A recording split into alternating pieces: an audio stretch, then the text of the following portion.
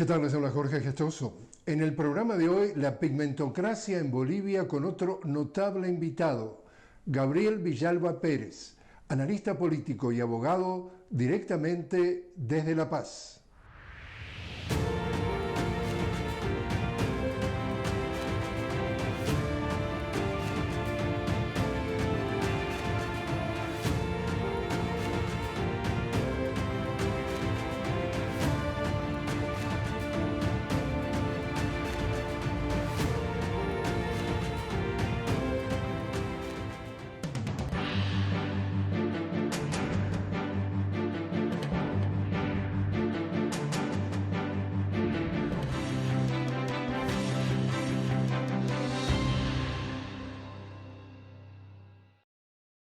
Gabriel Villalba Pérez, una cálida bienvenida al programa. Muchísimas gracias, Jorge. Es un gusto compartir contigo y pues compartir en este tan prestigioso programa que diriges. El compartido es mutuo y el honor es nuestro también. Gabriel, tú hablas y leo tus palabras y tu léxico de el poder pigmentocrático de la justicia en Bolivia. Hablas de la justicia blanca y de la justicia india. ¿Eso sigue vigente hoy en día? ¿Y qué es esto del pigmentocrático? Bueno, Jorge, hablar de la justicia pigmentocrática tiene que ver con un sistema político, jurídico, económico de construcción de poder en Bolivia. Bolivia se funda en 1825, nace a la vida republicana como república independiente, apartándose de la Real Audiencia de Charcas en 1825, tras sublevaciones indígenas de aymaras, quechuas, tupi-guaraníes, indígenas de tierras altas, indígenas de tierras bajas, pero ninguno de estos indígenas firma el Acta de la Independencia de Bolivia, el documento con el cual Bolivia nace a la vida independiente republicana. Lo firman los denominados doctorcitos de Charcas, refiriéndose a la Real Audiencia de Charcas, y la palabra doctorcitos refiriéndose a los jurisconsultos de aquella época. Entonces, Bolivia nace a la vida republicana sin ni una sola firma de los que gestaron esta sublevación, esta independencia, los indígenas, pero tampoco con ni una sola firma de ninguna mujer, siendo que, por ejemplo, Juana Zurduy de Padilla es mucho más reconocida en Argentina que en Bolivia, siendo ella una gran generala de las republiquetas que gestaron la independencia de nuestro país. Desde ese momento se construye un sistema de exclusión hacia las grandes mayorías indígenas de nuestro país por las élites de aquella época, 1825, y así fue avanzando la historia de nuestro país, de Bolivia, hasta convertirse el 2009 en un estado plurinacional a partir de la promulgación de la nueva Constitución Política del Estado, el año 2009. Y pues también el sistema judicial sigue arrastrando esa vieja lógica racista, clasista y colonial. Es decir, que el color de la piel, como en Roma, te pone con el pulgar hacia arriba o el pulgar hacia abajo.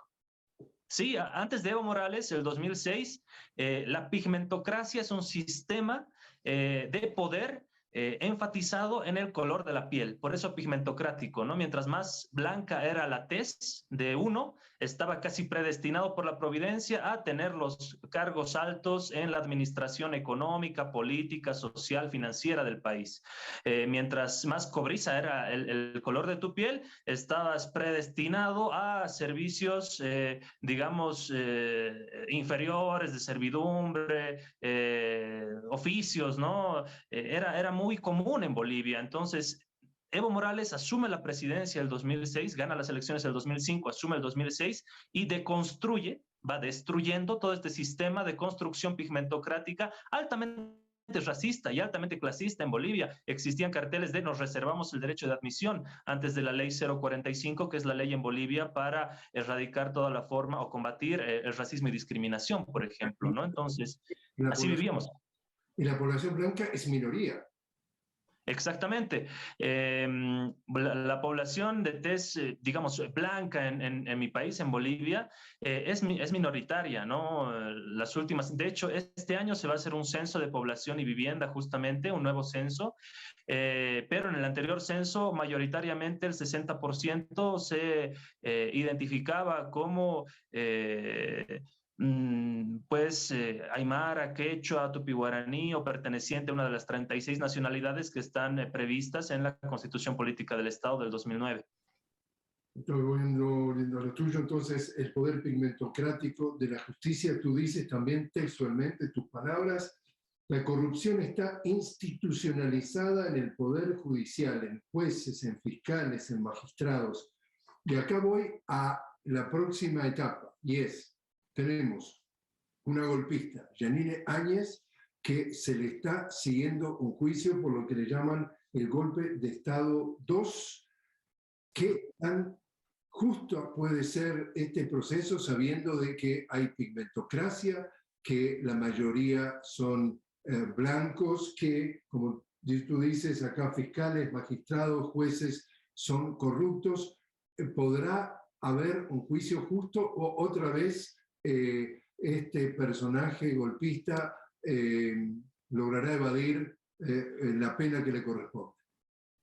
Bueno, en época neoliberal, cuando Felipe Quispe-Malcu realizaba bloqueos de carreteras contra un sistema que explotaba a los trabajadores y a los campesinos, era fácilmente criminalizado, era fácilmente perseguido judicialmente y era fácilmente encarcelado. Lo propio Evo Morales Ayma, desde la lucha del trópico de Cochabamba por los productores de hoja de coca, que en Bolivia se reivindica bastante diferenciar, además ampliamente, lo que es la hoja de coca de la cocaína, que no es para nada lo mismo, pues también era fácilmente perseguido por el aparato coercitivo y coactivo estatal de aquel sistema neoliberal de antaño. Te hablo de los 2000, los 90, los 80, pero rara la situación que, habiendo tanta prueba del grupo interdisciplinario de expertos independientes, por ejemplo, GIEI, que deviene de la propia Organización de Estados Americanos, desde su brazo, digamos, jurídico y de protección de los derechos humanos, no desde su brazo político, y también desde las recomendaciones que ha emitido el representante en Bolivia del Alto Comisionado de las Naciones Unidas para los Derechos Humanos, se tenga tanta prueba constituida y documentada de, por ejemplo, las masacres de Sacaba, las masacres de Sencata, además cómo Yanine Áñez asume de forma ilegal, inconstitucional e ilegítima el poder en Bolivia, hasta el día de hoy se sigan dilatando los procesos, ¿no? El que tú hacías mención es un desdoblamiento del caso Golpe de Estado 1, de cómo Yanine Áñez llega al poder antes del 12 de noviembre. Y hay que hacer un quiebre. El 12 de noviembre, Yanine Áñez, del 2019, 12 de noviembre del 2019, Yanine Áñez se autoproclama, primero como presidenta del Senado y posteriormente como presidenta del Estado.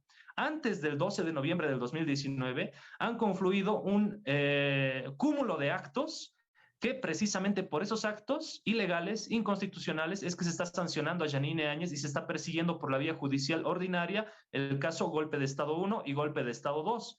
Que se está dilatando, ¿no?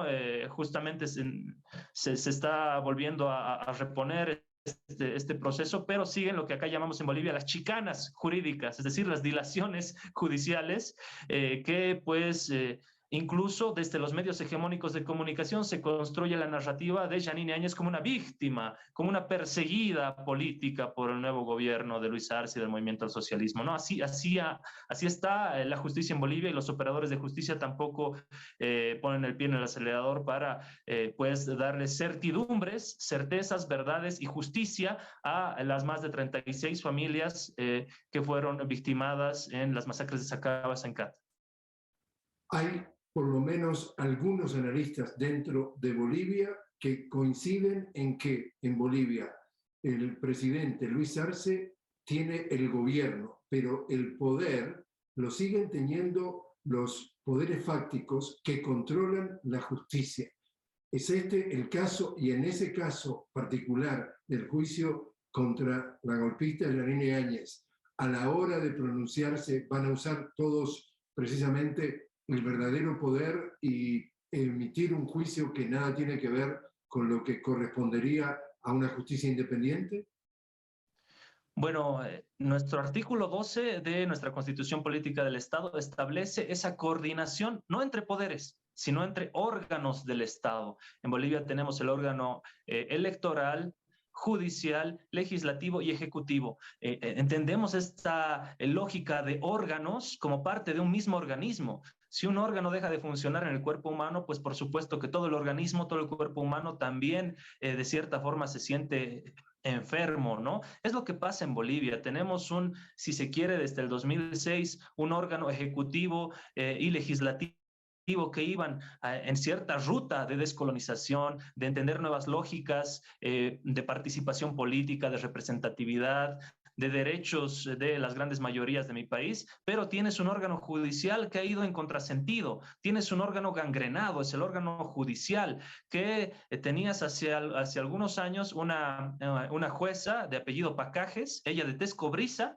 y se refería a estos indios, con esas palabras discriminatorias y racistas, siendo ella de tez cobriza, se refería hacia el movimiento al socialismo, hacia quienes gobernaban el país en aquel entonces, hablo de Evo Morales y todo el poder ejecutivo y legislativo, ¿no? Del movimiento al socialismo. Entonces, está internalizado ese racismo, esa discriminación, ese menosprecio hacia lo indígena, hacia lo popular, y por supuesto que por eso no se encuentra tampoco justicia en nuestro país con relación a Yanine Áñez.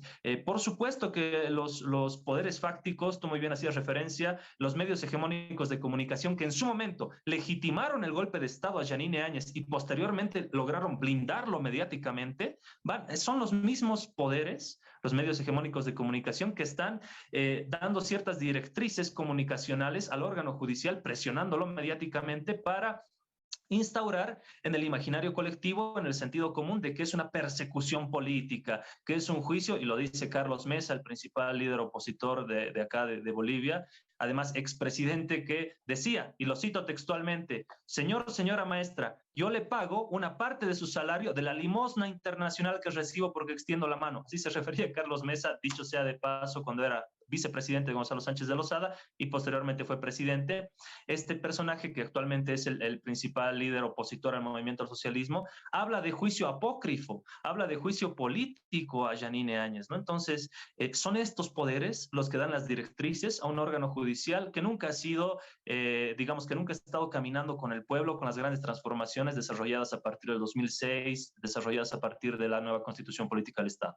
Cuando se mira esto desde afuera de Bolivia, explícanos cómo se puede entender que un personaje que está metido hasta las orejas en el medio del golpe, como Luis Fernando Camacho, que activamente participó del golpe, no está en la celda de al lado de Yanine Áñez y siendo juzgado, y no solamente que no está, sigue siendo gobernador de Santa Cruz. ¿Cómo se explica para una audiencia que pretende ver cierta lógica en un golpe de Estado que está confirmado que fue un golpe de Estado, que no tiene nada que ver con un fraude que directamente la OEA tampoco pudo comprobar, aunque sí se adelantó a denunciar? Es decir, este aparato montado mucho antes de la elección presidencial, en donde gana Evo en primera vuelta, sigue siendo este personaje un activo golpista que no se presenta a la justicia, además que manda al padre,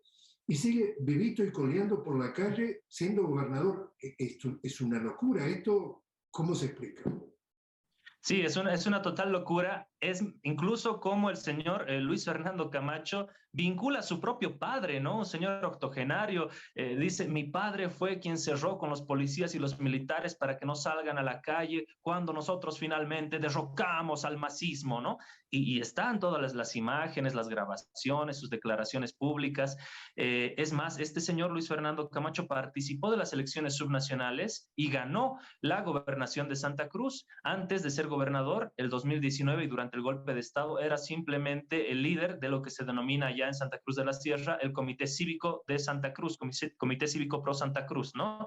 Entonces, estamos hablando de que, imagínate, Jorge, que la justicia hubiera obrado de forma eficiente, eficaz contra los golpistas y lo hubiera encarcelado a Luis Fernando Camacho. Hubiera habido una sublevación en Santa Cruz de la Sierra, ¿no? Y hubieran dicho: este gobierno que recién está entrando, que ganó las elecciones con el 55%, está persiguiendo políticamente, y eso hubiera fracturado muchísimo más el devenir, digamos, de la historia política de mi país. Pero con esos temores actúa la justicia, cuando debiera ser una justicia que que no tiene pues contemplación con las injusticias y debiera sancionar a los golpistas, ¿no? Uno de ellos, Luis Fernando Camacho. Cito a otro que está en Estados Unidos, Sánchez Berzaín.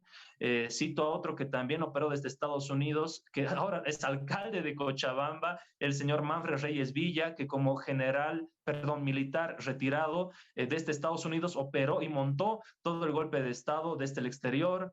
Entonces, son personajes que no se los metió a la cárcel en su debido momento, porque también existe esta narrativa a nivel del contexto internacional de decir, este gobierno que ha ganado las elecciones con el 55% de Luis Arce, ahora está encarcelando a sus principales rivales políticos. ¿Y cómo nos iba a ver el mundo? ¿Cómo iba a ver Latinoamérica? ¿Cómo iban a juzgar la propia Unión Europea, que fue parte del golpe, la propia OEA, Estados Unidos y todo el conglomerado del concierto internacional? Pues nos iban a ver como los autoritarios, ¿no? Y esa es la narrativa que vende, justamente los medios hegemónicos, tanto locales como internacionales y regionales. Y pues es lamentable, ¿no? No se puede entender. La verdad que no hay lógica para explicar aquello. Fundamentalmente es el miedo de la justicia de obrar de forma recta, de haber encarcelado en su momento a estos actores, y hoy son autoridades, o sea que hoy peor, si antes no los pudieron tocar antes de que sean autoridades, hoy que son autoridades locales y regionales, peor aún, la justicia se anima a citarlos, a que sean parte de los procesos golpe de Estado 1, golpe de Estado 2. Gabriel, te invito a hacer una pequeña pausa. Estamos hablando con Gabriel Villalba Pérez, directamente desde La Paz, Bolivia, sobre la situación en Bolivia. Enseguida regresamos.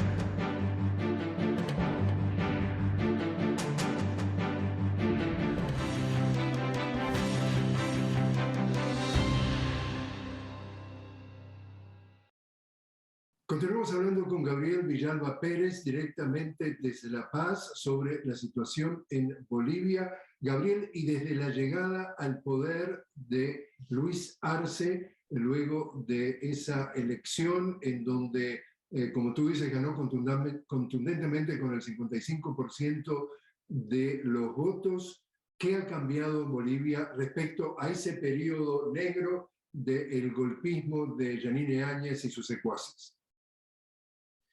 En Bolivia, primeramente, se ha recuperado la democracia, se ha reestructurado y reconstruido, después de la destrucción de Yanine Áñez, del Estado democrático, social y constitucional de derecho. Se ha finalmente terminado con esa dicotomía que te ponían los propios medios, que te ponía el propio gobierno y régimen de facto de Yanine Áñez, de la Bolivia republicana versus la Bolivia plurinacional. Y simbólicamente hay que hablarlo, es motivo de análisis, ¿no? Cómo Yanine Áñez instauró esa dicotomía entre la Bolivia republicana, de la Biblia, de una sola religión, del Palacio Viejo de Gobierno, del Palacio Quemado, de la tricolor, contrapuesta con lo nacional popular, contrapuesta con el Huipala, que también es un símbolo patrio constitucionalizado en nuestro país, contrapuesto con la Casa Grande del Pueblo, contrapuesto con nuestro artículo 4 de la Constitución que determina a Bolivia como un Estado laico. Se ha recuperado muchísimas cosas en nuestro país, pero fundamentalmente se ha cumplido con la promesa electoral de Luis Arce de recuperar la economía, recuperar la seguridad, certeza y el bienestar en el bolsillo del boliviano. Que es fundamental, no es un dato menor. Además, una Bolivia golpeada, al igual que la región latinoamericana, por la pandemia, golpeada por las malas decisiones sanitarias, las malas decisiones en las políticas también de educación, de políticas públicas, de política económica. Luis Arce es un especialista en eso, ¿no? Lo que la BBC en algún momento denominó el milagro económico boliviano, ¿no? Y que sitió a Bolivia en los primeros puestos de crecimiento económico, tanto en la CEPAL, el BID, el Banco Mundial y el crecimiento regional a nivel latinoamericano y por supuesto también global.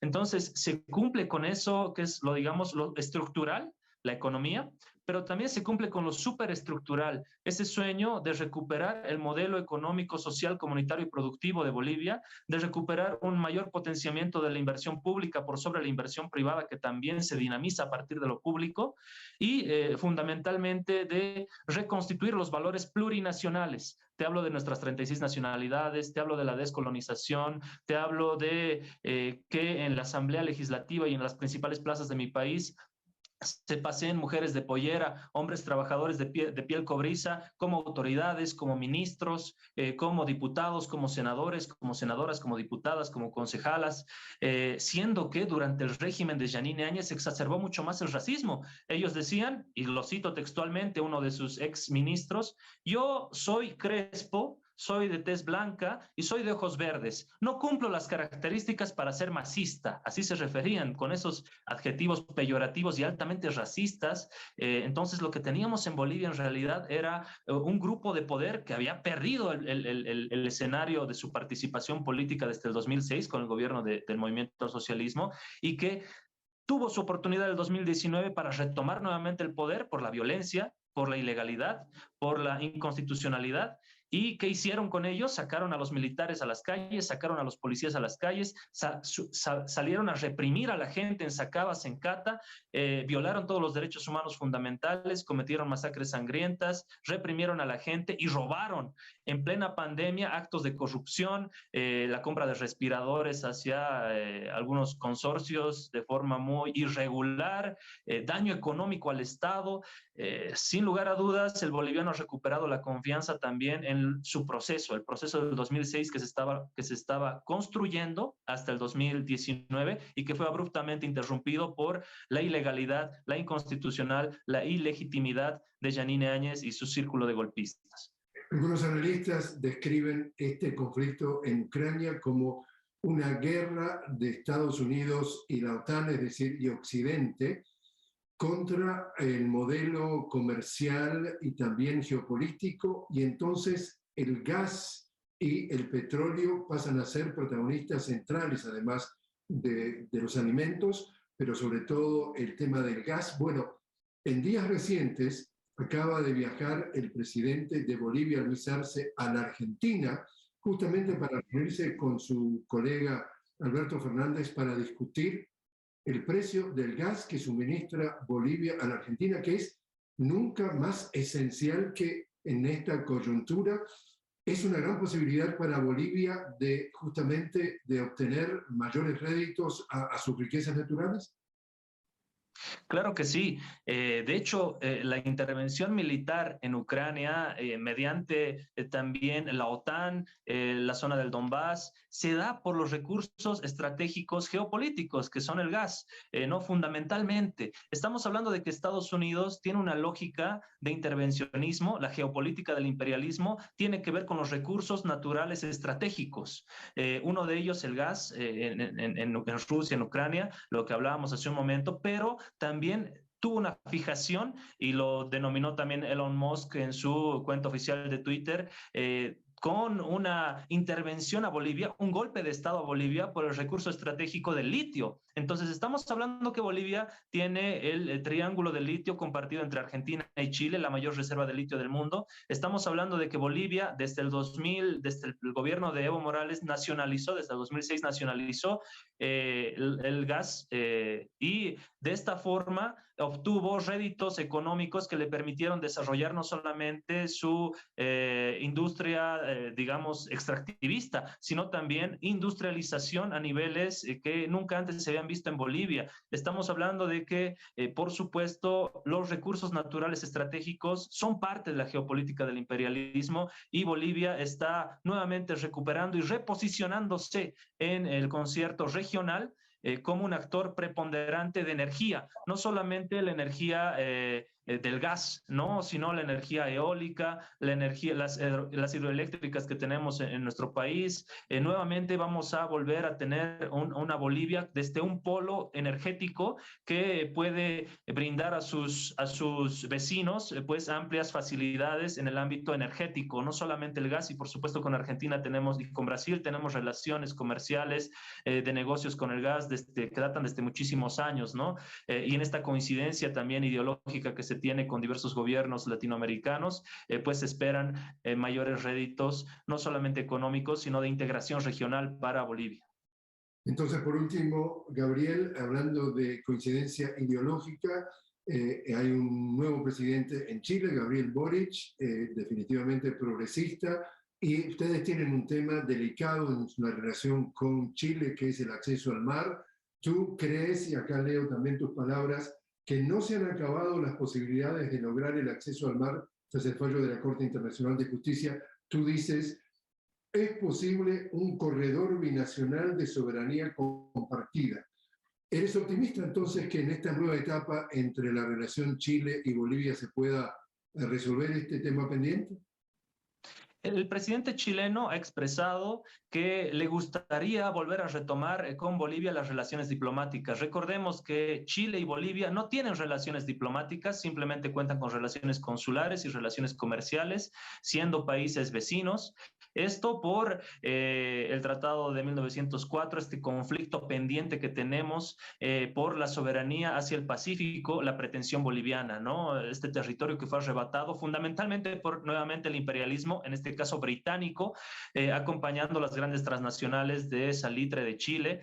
Pues en Bolivia tenemos y sostenemos que tenemos un tema pendiente con Chile, el acceso soberano al Pacífico, pero tras el fallo de la Corte Internacional de Justicia, que no es del todo un fracaso, como lo dice la oposición boliviana a la política internacional del Estado Plurinacional de Bolivia, es más bien una posibilidad, y en el mismo fallo de la Corte Internacional de Justicia se insta a los estados a continuar con el diálogo para entablar futuras negociaciones. Una de estas negociaciones es el camino que te digo. Tenemos un acuerdo comercial que es el AC22 en Aladi con Chile. Se tienen que cumplir esas condiciones económicas fijadas por el Estado boliviano y el Estado chileno. Otra posibilidad es también esta suerte de renunciar desde Bolivia a la soberanía total y más bien trabajar desde un proceso de integración por una soberanía compartida, un corredor binacional que puede beneficiar tanto al Estado chileno como al Estado boliviano y de nosotros acceder de forma irrestricta al Océano Pacífico, además de también el corredor